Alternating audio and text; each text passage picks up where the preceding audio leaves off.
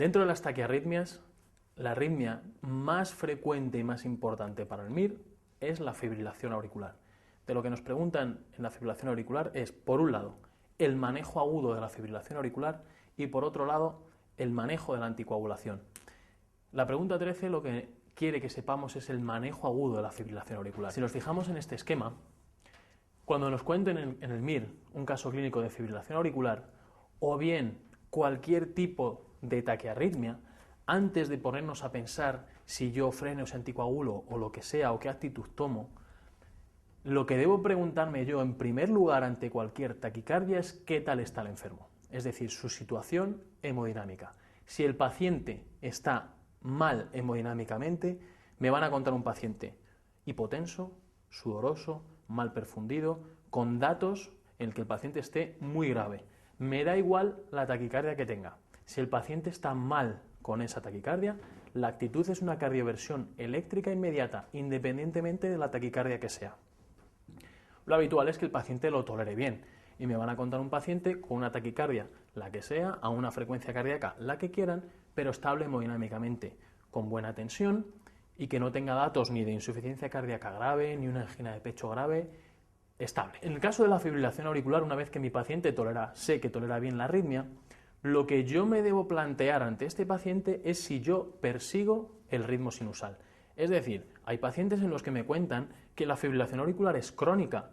Si es crónica, yo a ese paciente no me planteo restaurar el ritmo sinusal porque la fibrilación auricular es su ritmo de base. Solo consideraremos fibrilación auricular crónica en el MIR cuando nos digan que es crónica. Y me lo van a decir así, paciente con fibrilación auricular crónica.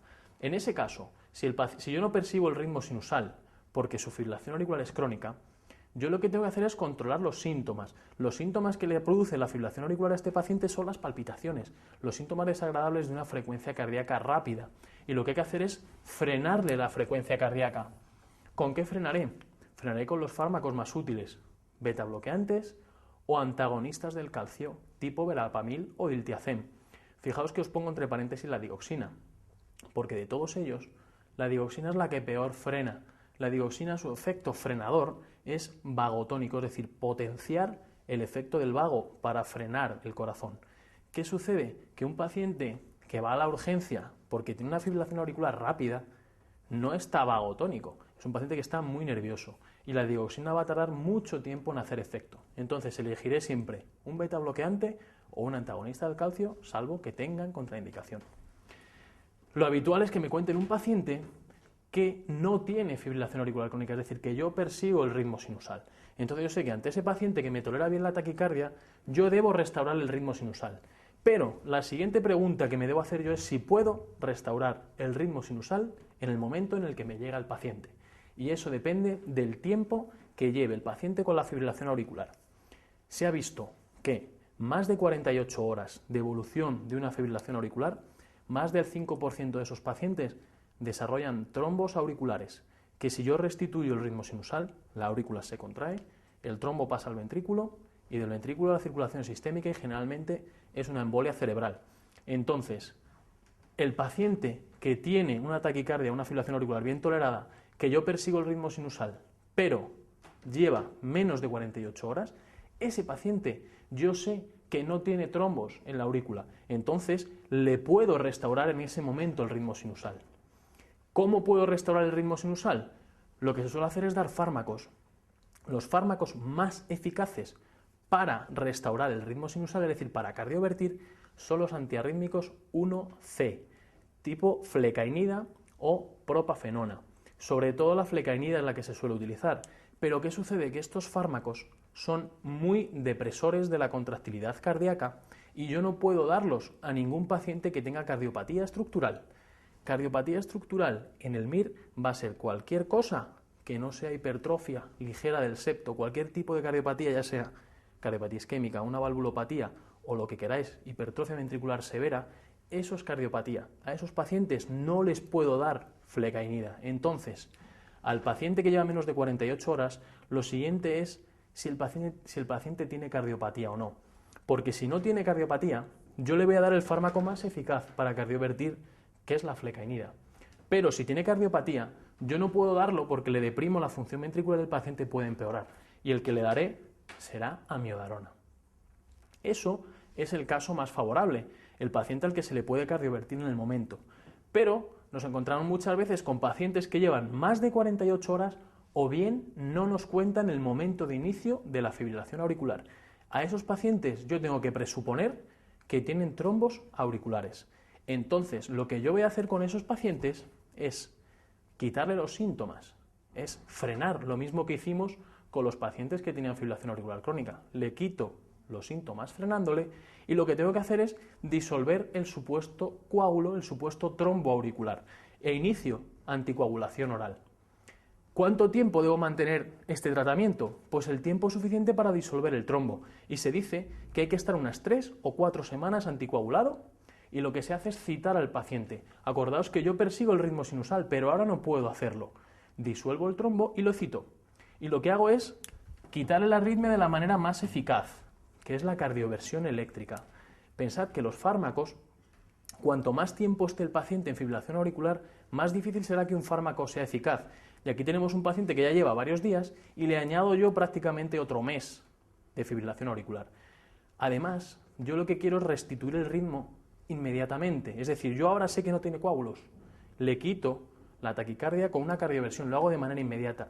Si yo diera un fármaco, no sé cuándo va a pasar al ritmo sinusal el paciente. Entonces, lo indicado es cardiovertir.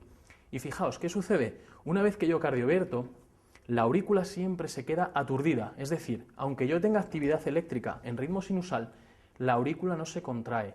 Entonces, yo debo mantener la anticoagulación todavía otros 2 a 3 semanas, porque lo que ocurre es que esa aurícula va a tardar en tener fuerza de contracción. Y si yo no anticoagulo, se formarían trombos. Entonces, freno, anticoagulo, cito en 3-4 semanas, cardiovierto eléctricamente y mantengo la anticoagulación un mínimo de 2-3 semanas para que no se hagan trombos auriculares. Otra alternativa en estos pacientes que no se suele hacer es, bien, yo supongo que con 48 horas o más el paciente tiene trombos, pero claro, solo el 5% de esos pacientes los tienen. Entonces, una cosa que se puede hacer es un eco transesofágico. ¿Qué es lo que hago yo con un eco transesofágico? El esófago está por detrás de la aurícula izquierda. Con este eco puedo descartar que haya trombos en la aurícula. Si hay trombos, pues lógicamente me vengo a este sitio. Frenaré, anticoagularé, cardiovierto pasadas 3-4 semanas y el mismo proceso. Pero si yo no tengo trombos, fijaos que yo estoy en una situación en la que a pesar de tener 48 horas o más de fibrilación auricular, no tengo trombos. Entonces le puedo quitar la taquicardia. Y lo que se hace es cardiovertir eléctricamente para que en ese momento le quitemos la arritmia ahora que no hay trombos.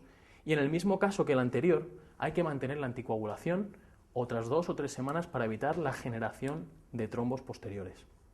En nuestra pregunta, que nos piden qué hacemos con este paciente que tiene 83 años, que tiene fibrilación auricular porque tiene palpitaciones irregulares, no nos dice que son varios días. Yo debo presuponer que estoy por delante de 48 horas y el paciente tiene una taquicardia bien tolerada, no tiene insuficiencia cardíaca, buena tensión, etcétera, etcétera.